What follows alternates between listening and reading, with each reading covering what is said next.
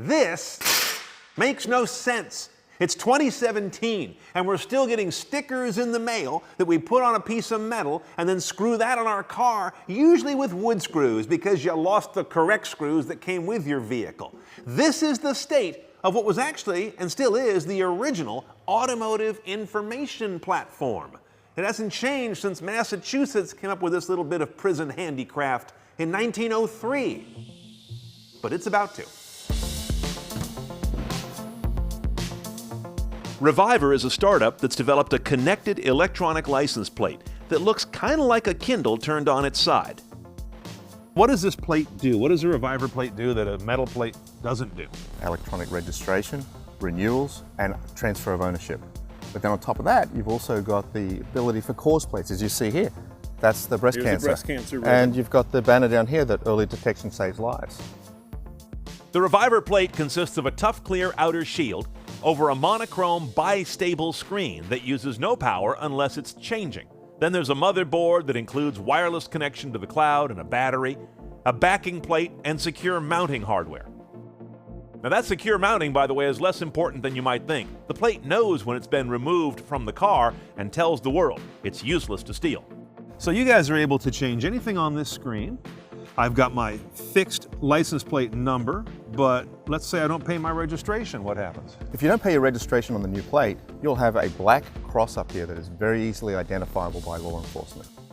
Reviver won't just make these plates, they'll also serve as a sort of intermediary, operating them wirelessly on behalf of DMVs and other authorized parties. Think of it as license plates as a service.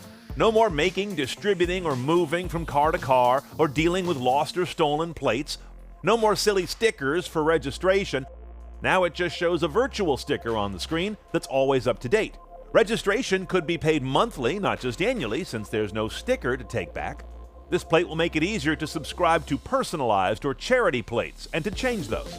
It can show messaging like Amber Alerts or other public service messages, and of course, could show ads. Some questions need to be sorted, like who carries the cost and how much is it? Reviver says that's up for debate. Since the plate supports dynamic registration, will DMVs start offering pro rata refunds if you sell a car before your tags expire?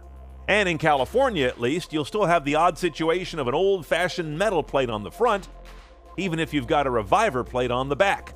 That's just what state law requires.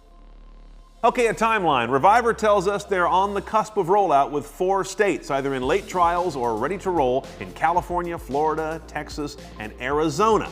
We'll be watching to see what the reaction's going to be among members of the public who are going to have to take in a whole different kind of look that they've never seen before. Also, what's the reaction of the prison industrial complex, which makes these things, and let's face it, someone's got a business around this bit of stamped tin.